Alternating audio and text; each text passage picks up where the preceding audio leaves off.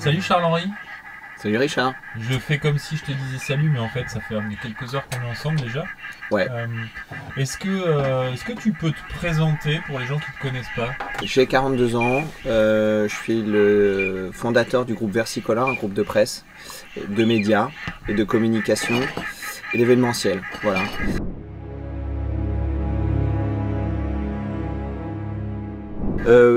En gros, c'est une cabane camouflée, en tout cas.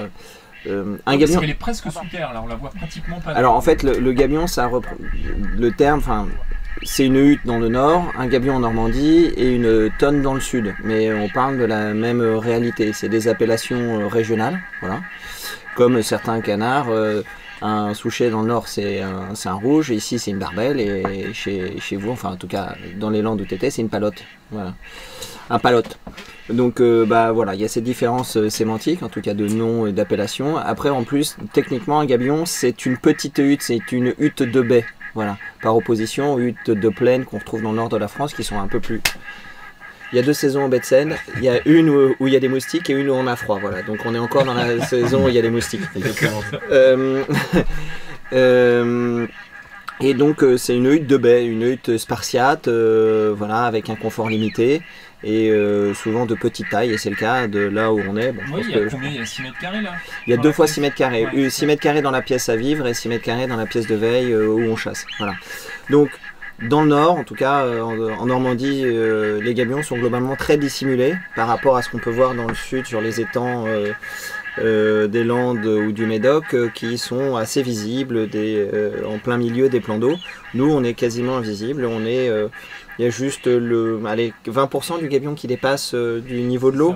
Voilà, d'où l'endroit où il y a les guichets où on peut avoir une vision sur la mare. Voilà. Le principe, c'est d'utiliser des appelants que l'on sélectionne et qu'on élève toute l'année, pour certains depuis des années. Sur les appelants que Benjamin a sur la mare, il y en a qui lui viennent de son oncle, certains de son père. Donc ces appelants qu'on sélectionne pendant des années, qu'on fait se reproduire, il y a un vrai travail de lignée, de compétences, de chanter fort, de chanter pas fort, de chanter longtemps, de pas chanter longtemps, d'appeler très fort pour dire on est là, et puis après de chanter tout doucement pour dire venez voir, vous verrez, c'est sympa. En fait, on utilise ces appelants pour leurrer du gibier sauvage, de toutes les espèces chassables. Donc pour les canards, sarcelles, pilets, souchets, chipots, siffleurs, voilà. Et on essaie de les faire poser. Une fois qu'on les fait poser, on essaie derrière de les tirer et de les tuer pour derrière les manger avec les copains ou faire plaisir à la famille. Voilà.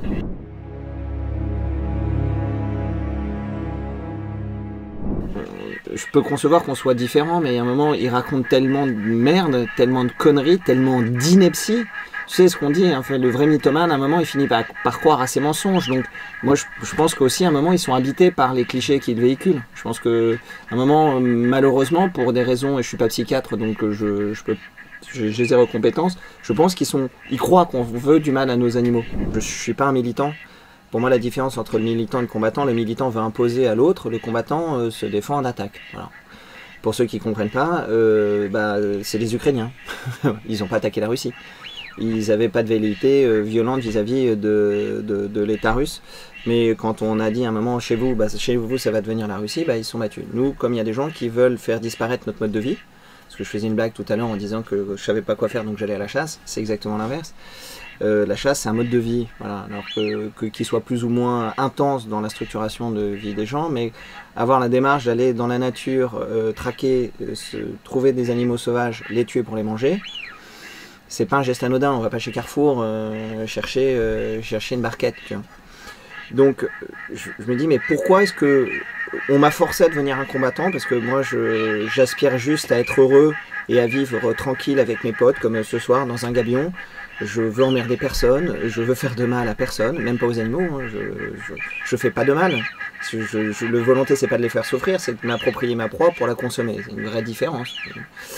Et je le pense réellement, si les gens chassent pour le plaisir de tuer, ça se finira assez rapidement en hôpital psychiatrique ou aux assises.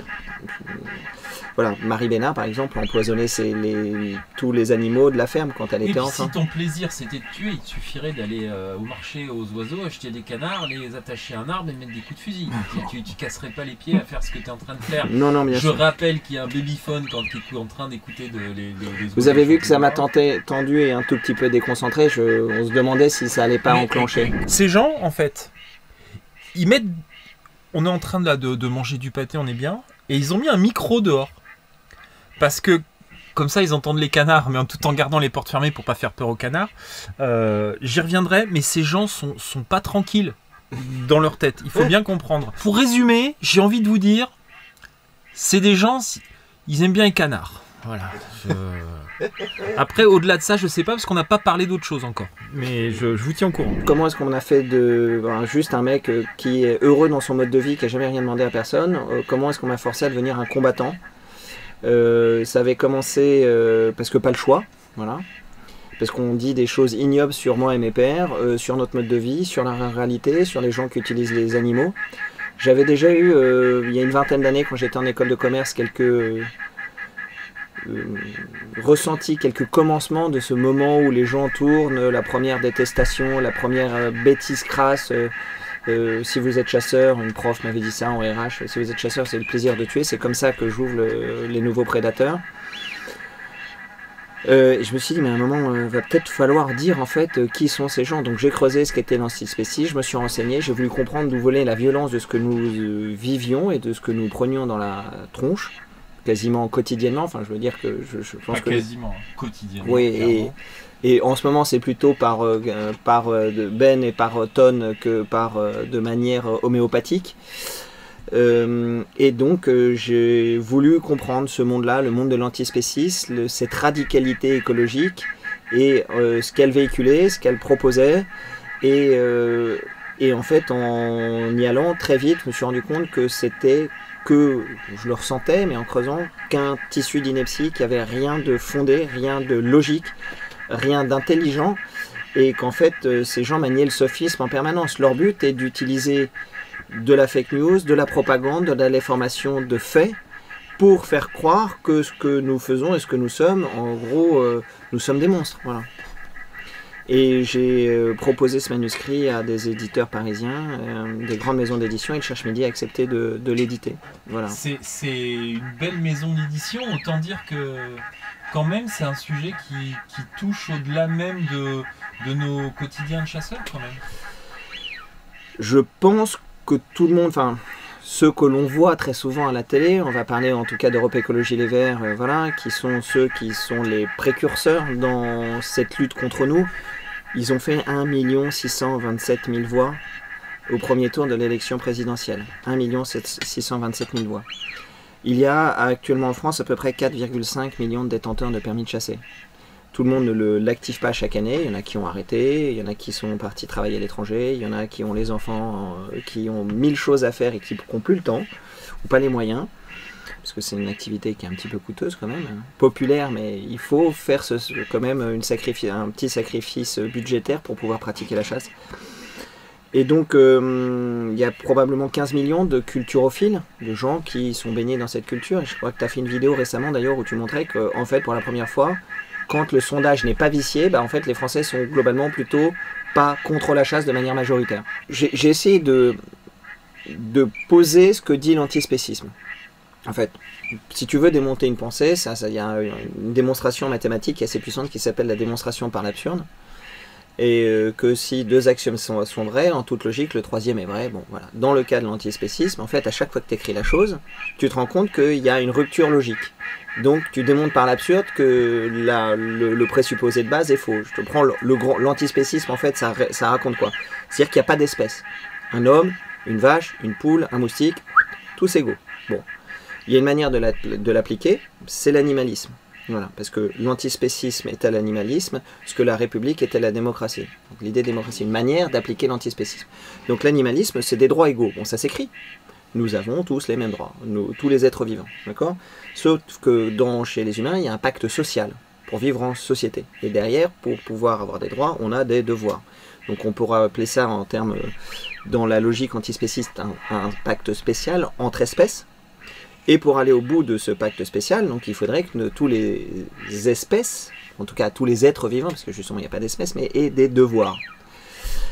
Alors, on voit très très bien les devoirs que vont avoir l'homme, parce que nous sommes les seuls doués de raison, et même quand nous sommes censés être doués de raison, on a besoin de police et de justice, parce qu'il y a des gens qui ne veulent pas la respecter. Donc, nous on dira aux sangliers, aux canards, aux oies, aux pigeons, aux lapins, aux faisans. Alors, maintenant on est frères en fait. On est une grande sororité, une grande fraternité, on est tous les mêmes.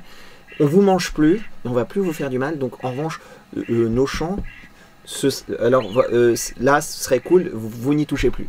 Parce que bah, nous, faut qu'on mange aussi, voilà. Donc allez vous nourrir ailleurs. Voilà, donc eux pourront continuer à vivre comme ils sont, comme des animaux dans leur immanence. Mais nous, on va devoir ne plus vivre comme on est. Donc déjà, ça va pas fonctionner. Donc, ça ne pourra pas fonctionner. Ou alors, on va rentrer, donc l'antispéciste n'a pas de fondement qui tient, parce que finalement, qu'est-ce qui va se retrouver avec des devoirs? Il n'y aura que les hommes. Les animaux, évidemment, n'auront pas de devoirs parce qu'ils sont irresponsables par nature. Donc, comme tout le monde aura des droits, mais seulement l'espèce humaine des devoirs, nous serons de facto une sous-espèce. Ah, je vois Benjamin qui bouge. Il y a un petit coup de gueule là. C'est une vérification, mais c'est pas certain. D'accord. Il n'y aura que les humains qui auront des devoirs, donc je le disais, et donc nous serons de facto une sous-espèce. Donc déclassés par rapport aux espèces sauvages. Et donc nous serons plus égaux. Donc l'antispécisme ne tient pas. Une autre manière de pouvoir le démonter, le respect du régime alimentaire. L'antispécisme veut que on respecte les espèces dans ce qu'elles ont de plus intégral. Donc nous sommes une espèce omnivore. Que nous nous nourrissons de manière alternative de viande, de lait, de poisson, de plein de choses, comme le sanglier par exemple, comme le cochon. Si on applique l'antispécisme, qui veut que on ne mange pas nos frères, donc on ne mange pas les animaux, on ne les utilise pas, nous serions la seule espèce à ne pas pouvoir appliquer son régime alimentaire tel que la nature l'a décidé. Donc, encore une fois, on ne serait pas à l'égalité des autres espèces qui, elles, s'alimenteraient de la manière dont son espèce le veut, mais nous, on devrait selon la manière dont les antispécistes l'ont décidé. Donc, encore une fois, finalement, l'antispécisme n'est pas une volonté de mise à niveau des espèces et une volonté de mettre tout le monde sur un pied d'égalité, c'est une volonté de contraindre l'homme et de faire de l'homme. Je crois que nous avons fait une pièce. Nous avons un canard. Voilà. C'était quoi, Ben? Sarcelle morte. Okay. Voilà. Bon, on aura de quoi... J'aime beaucoup parce qu'on va avoir une superbe image de Charles-Henri. Pour tout vous dire, normalement, je sais qu'il va tirer, je l'entends prendre son fusil. Ah oui, mais et là, pas entendu du coup. Il a été vraiment subtil. Oui, ça a été un peu plus long que d'habitude. On croyait. Elle était donc posée dans la ligne. Et évidemment, comme on ne veut pas abîmer nos aplants, il a attendu que la sarcelle sorte de la ligne d'aplant. C'est pour ça. Et voilà. Donc, revenons à la chose. À chaque fois, on se rend compte que l'antispécisme, finalement, veut faire de l'homme un sous-être. Et la vraie réalité de l'antispécisme, c'est que c'est une pensée totalitaire qui déteste l'homme, où l'adoration de l'animal, ou la volonté de déification de l'animal n'est qu'un alibi pour détester l'être humain, parce que sinon, il reconnaîtrait au moins ceux qui sont totalement vertueux. Mais même ceux qui sont très vertueux... Bravo, Benjamin. Il était là. À sa place. Mais ils ne le font pas. Voilà. T'as le sentiment que c'était un besoin de le faire? T'as senti une réparation en le faisant? Un truc où t'avais quelque chose de l'ordre de la blessure à réparer? Blessure à réparer, non. Normalement, quand je racontais, j'ai un petit peu écrit pour les revues à l'époque où je continue pour Chasse éternelle ou pour nos chasses migrateurs dont Benjamin est rédacteur en chef. Quand je raconte des histoires vécues, des histoires qui me sont chères, là j'ai un peu l'impression de me vider. Qu'on te prend un petit peu quelque chose à toi et qu'on te le vole, enfin que tu te l'auto-voles pour le donner aux autres. Ça, souvent, moi, derrière, après, je suis un peu vidé. Dans le cadre des nouveaux prédateurs, l'écrire, ça a été dur parce que j'ai lu des choses ignobles, dites sur l'homme moderne d'une manière générale, dites sur les agriculteurs, dites sur les chasseurs, dites sur les pêcheurs, les cavaliers, enfin tous ceux qui utilisent l'animal. En fait, je pense que le rôle principal d'un parent, c'est de nourrir son enfant. Et que de le nourrir quand il est capable de commencer à l'ingérer, de gibier sauvage et d'animaux que tu as prédatés parce que tu es dans une relation propre-prédateur, je vois pas où est le sujet. Laisser mourir son enfant de faim, d'ailleurs les gens qui le font finissent tous en prison. Il n'y a pas de « oui madame, désolé », c'est des réclusions criminelles à perpétuité. Aux États-Unis, il y en a qui ont frôlé la peine de mort, je crois même qu'il y en a une qui est dans le couloir de la mort si je suis pas fou. Donc, juste l'idée de comparer un nourrisson qui est affamé par ses parents parce qu'ils veulent ne pas lui donner de protéines animales, avec le fait qu'un agriculteur, un paysan tue sa poule, un gars ramasse ses œufs dans son poulailler et les mange, ou que nous allions tuer des animaux sauvages, les prélever et derrière nous en alimenter. Juste le fait de se poser la question, je pense que ça démontre un vrai problème en fait. Voilà. Encore une fois, je suis pas psychiatre. Mais quand même. Mais quand même. Encore une fois, moi je suis devenu combattant. Je veux ne pas imposer ça à qui que ce soit. Mais récemment, là, sur RTL, dans l'émission Les Grosses Têtes, Laurent Ruquier a fait une sortie. En gros, oui, bah, les chasseurs tuent leur famille, leurs femmes, tous les week-ends. Bon, un truc à peu près aussi intelligent que ça. En disant qu'il aimait bien les écolos, parce que quand même les chasseurs tuent tous les week-ends les gens de leur famille, les passants, les promeneurs, un truc comme ça. Mais enfin, merde quoi. Si c'était dit, si remplacer ça par un genre, une orientation, un genre, une religion, une origine ethnique, ou juste, allez, immigré, mais c'est suspension d'antenne dans la demi-heure, il est viré, et ça se finit en correctionnel. Mais nous, sur nous, on peut dire n'importe quoi. Mais on n'est pas des sous-hommes. Mais c'est parce que... Enfin, je me rends compte en fait qu'on nous dénie le droit d'exister. Le droit d'exister et surtout le côté communautaire qu'on peut avoir parce qu'on est quand même plus ou moins une grande famille, les chasseurs. Et quand on dit les chasseurs ci, les chasseurs ça, il faut bien comprendre que ça nous atteint dans notre chair en fait. C'est violent quoi. Parce que c'est ce qu'on est, parce que ce qu'ils n'arrivent pas à comprendre, c'est qu'ils croient qu'on est en train de faire un loisir. Moi, je vous garantis, les abonnés, on est dans un gabion là. C'est tout sauf un loisir, ce qui est en train de se vivre. Tout à l'heure, j'étais à côté de Benjamin. Il était là, assis sur son tabouret, en train de regarder par son trou là, et qui me disait, moi, je vis pour ça. Les guignettes. Je vis, voilà, les guignettes. Et ben, il vit pour les guignettes. Voilà, c'est comme ça. Et ça, tant que les gens n'auront pas compris que c'est le cœur du truc, que oui, ça nous atteint dans notre identité, donc venir dire les chasseurs ci, les chasseurs ça, c'est aussi violent pour nous que ce que pourrait être n'importe quelle minorité à laquelle on viendrait dire ça. Et ça, il faut que tout le monde le putain le comprenne à un moment, quoi. Je partage ton indignation et ta colère. Et c'est pas parce qu'ils continueront à le dire qu'on arrêtera de nous battre, ça nous renforcera. D'ailleurs, ils nous renforcent chaque fois qu'ils nous tapent dessus et qu'ils nous font du mal. Et ils parlent beaucoup de nous. Et il y a un principe de com, c'est parler de nous, en bien ou en mal, mais parler de nous. Et comme il y a quand même une majorité de nos concitoyens qui sont tous sauf des abrutis, ils creusent, ils trouvent, ils cherchent, comme beaucoup de gens qui viennent regarder ton travail et qui disent merci, tu nous as ouvert les yeux, alors qu'ils avaient des doutes. Et se rendre compte qu'on n'est pas du tout ce qu'on est. Oui, on est identifiable. Pour chasser en France, c'est un truc très très encadré, c'est légal, il faut être détenteur d'un permis de chasser, voilà, qui est quelque chose de difficile à avoir. Il y a plus de 30% des candidats qui connaissent par cœur, qui travaillent, qui sont motivés, qui sont recalés. Voilà, 30%. Certains plusieurs fois, parce que les inspecteurs de l'Office français de la biodiversité ne laissent pas partir des margoulins avec un permis de chasser dans la poche. Voilà. Donc nous, on sait ce qu'on est. On a ce qu'on a, on a notre permis, donc on chasse, on pratique, on sait qu'on l'est. Et puis il y a un autre truc, c'est que maintenant, quasiment dans tous les modes de chasse, on doit être en orange. Donc en plus on est identifiable et facilement identifiable. Bon, en principe, quelqu'un qui se promène avec une arme dans la campagne pendant l'automne et l'hiver, c'est un chasseur. Voilà. Et même s'il n'a pas d'arme et qu'il a un gilet orange, parce qu'on peut être en acte de chasse sans porter une arme sur soi, on sait que c'est un chasseur. Donc on est facilement identifiable. Voilà. Et ces gens qui sont en train de nous stigmatiser nous font, nous, beaucoup de mal, font du mal au vivre ensemble. Encore une fois, je leur dis, il y a 15 millions de culturophiles. De gens qui vivent baignés dans cette culture rurale, imprégnée de relations particulières avec l'animal, qu'il soit domestique ou sauvage. Nous attaquer, c'est attaquer 20%, un quart, presque un quart des Français. Et je dois reparler de nos amis Jadot, 15% d'intention de vote au mois de septembre. 6 mois de campagne à démonter les chasseurs, à cacher encore une fois la vacuité de la pensée écologiste sur les enjeux et l'avenir de ce que doit être notre manière de concevoir la relation de l'homme à son environnement. 6 mois plus tard, 4,6%, 1 627 000 votes, et les frais de campagne pas remboursés. Et les mecs, ils continuent, quoi.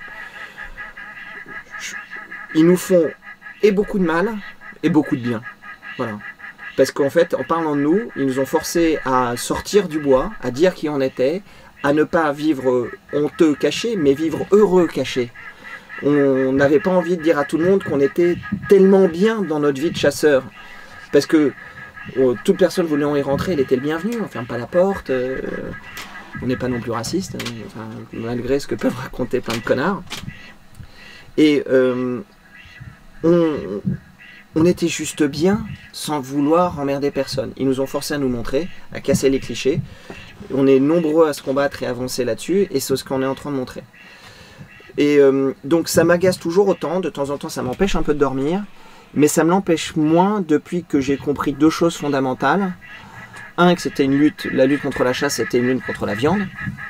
Parce que si tu fais accepter l'idée qu'un animal sauvage qui naît parce qu'il doit naître, parce que la nature en a décidé ainsi, qui est en train de brouter tranquillement, on va prendre le chevreuil à l'approche, qui prend une balle et qui ne sait même pas qu'il est mort, et derrière te le prendre, le dépouiller, le vider, le parer, et t'en régaler tes amis et ta famille. Si tu arrives à faire accepter que ça ne doit plus être, comment est-ce que tu veux que le déterminisme de l'élevage, même paysan très raisonné, on fait naître pour faire mourir à un moment pour pouvoir le consommer, comment est-ce que tu veux que ce soit? Donc, la lutte contre la chasse, c'est une lutte contre la viande. Lutte contre la viande qui est poussée par des intérêts économiques énormes parce qu'on veut nous imposer des substituts à base de plantes ou de protéines, de protéines éprouvettes, de viande éprouvette à partir de cellules souches pour remplacer notre système alimentaire, le privatiser et gagner énormément d'argent avec ça. Beaucoup d'argent. Oui, c'est remplacer notre modèle agricole et tout. Et aujourd'hui, c'est le seul. L'élevage aujourd'hui, c'est la seule chose qui échappe en fait aux GAFAM pour aller vite. Oui, et ça les embête parce que c'est le truc que l'humanité fait le plus souvent. Ça nous rend dingue quand maintenant on n'a plus notre téléphone portable, quand il n'y a plus de batterie. Mais bon, on peut encore vivre quelques jours sans téléphone portable. On a l'impression que c'est plus possible, mais on se réadapte assez vite en fait. Mais vivre sans manger, c'est pas possible. Donc c'est le plus gros marché de la planète. Et s'il pouvait être privatisé, évidemment. Est-ce que c'est une avidité infinie?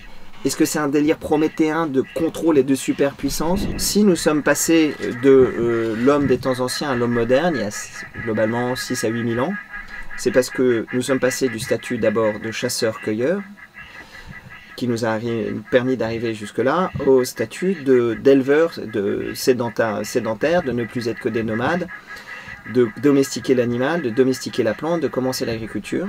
Et comme nous passions moins de temps à chercher notre pitance, nous avons pu passer plus de temps à penser à d'autres choses, et c'est ainsi qu'est née la culture, l'écriture et les débuts de l'ère moderne et de l'homme moderne.